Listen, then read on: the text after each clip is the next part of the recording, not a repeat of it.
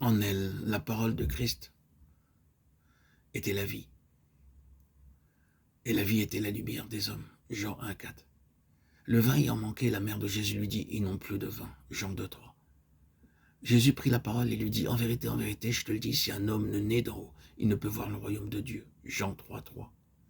Jésus lui répondit, quiconque boit de cette eau aura encore soif, mais celui qui boira de l'eau que je lui donnerai n'aura plus jamais soif. L'eau que je lui donnerai deviendra en lui une source d'eau qui jaillira jusque dans la vie éternelle. Jean 13, 14. Il y avait là un homme qui était malade depuis 38 ans. Jésus le voyant couché, sachant qu'il était malade depuis longtemps, lui dit, « Veux-tu être guéri ?» Le malade lui répondit, « Seigneur, je n'ai personne pour me plonger dans la piscine. Quand l'eau est agitée, pendant que j'y vais, un autre y descend avant moi. » Jésus lui dit, « Lève-toi, prends ton lit et marche. » Et aussitôt cet homme fut guéri. Il prit son lit et se mit à marcher. Or, c'était un jour de sabbat. Jean 5, 5, 9. Car le pain de Dieu est celui qui descend du ciel et qui donne la vie au monde.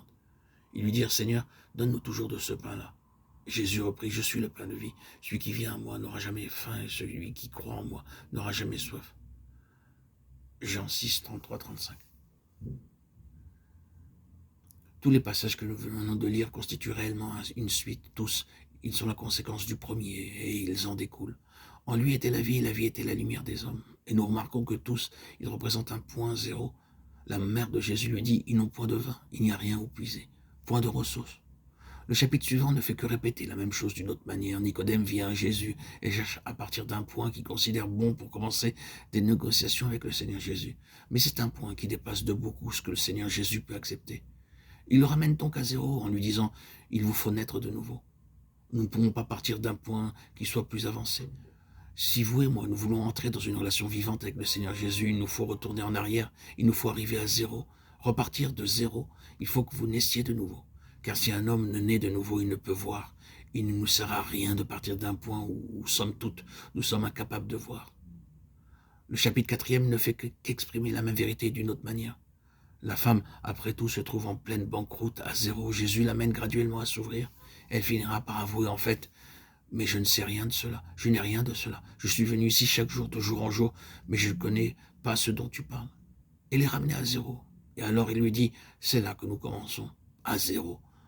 L'eau que je donnerai ne sera pas tirée de tes propres sources. Elle ne sera pas trouvée dans un puits. Ce ne sera pas quelque chose que tu puisses produire et que j'améliore ensuite pour le rendre parfait. Non, ce n'est pas cela. C'est quelque chose qui vient seulement et uniquement de moi-même. C'est un acte nouveau, tout à fait en dehors de ce que tu peux faire. C'est l'eau que je donnerai, moi.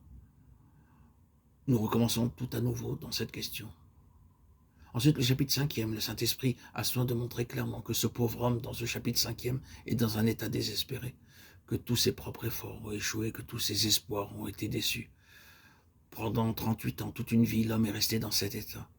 Et il y a la note du désespoir dans l'homme. Le Seigneur Jésus ne lui dit pas « Attends, tu es un pauvre infirme. Je vais m'occuper de toi et après t'avoir fait suivre un traitement, je te remettrai sur tes jambes.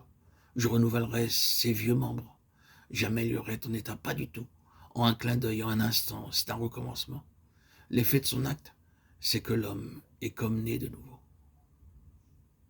Ce n'est pas guérir le vieil homme, c'est faire un homme nouveau. En principe. C'est quelque chose qui paraît et qui n'avait pas existé jusqu'à ce moment et qui n'avait pu être produit auparavant, dont la base n'existait pas. C'est quelque chose qui est dû uniquement et seulement à l'action de Christ.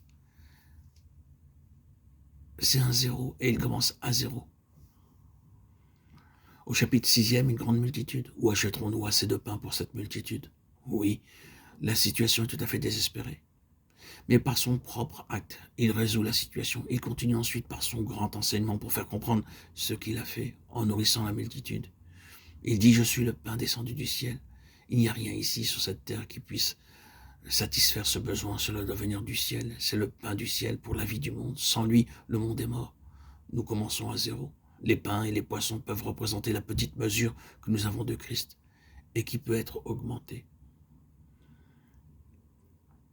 Au chapitre 9e, l'homme né aveugle, non pas un homme qui a perdu de la vue et auquel la vue est rendue. Ce n'est pas le point.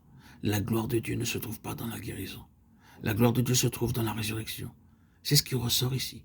La gloire de Dieu ne se trouve pas dans le fait que nous pouvons produire quelque chose ou mettre quelque chose dans les mains de Dieu, quelque chose qui vienne de nous et dont il puisse se saisir et se servir. La gloire de Dieu est quelque chose qui vient uniquement de Dieu lui-même, et à quoi nous pouvons contribuer en rien. La gloire de Dieu jaillit de zéro. L'homme était né aveugle, le Seigneur Jésus lui donne la vue, car il n'avait jamais eu la vue auparavant. L'amour est lié par une loi, l'amour divin est lié par une loi. L'amour a une loi en ce qui concerne Dieu. L'amour de Dieu est gouverné par une loi. L'amour de Dieu est gouverné par la loi de la gloire de Dieu. Et il ne peut montrer son amour que dans la mesure où ce sera pour sa gloire. Il est gouverné par cela. Son objet partout où il manifeste son amour, c'est d'être glorifié. Et la gloire de Dieu est liée à la résurrection. Ne t'ai-je pas dit que si tu crois, tu verras la gloire de Dieu? Ton frère ressuscitera. La gloire de Dieu se trouve dans la résurrection. Et c'est pourquoi l'amour demande que tout arrive à la place où seule la résurrection pourra résoudre la situation, non pas une guérison des choses, non pas une amélioration du vieil homme.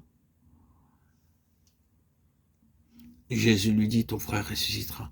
Je suis la résurrection et la vie. Celui qui croit en moi vivra, quand même il serait mort. Et quiconque vit et croit en moi ne mourra jamais. Jean 11, 1, 6.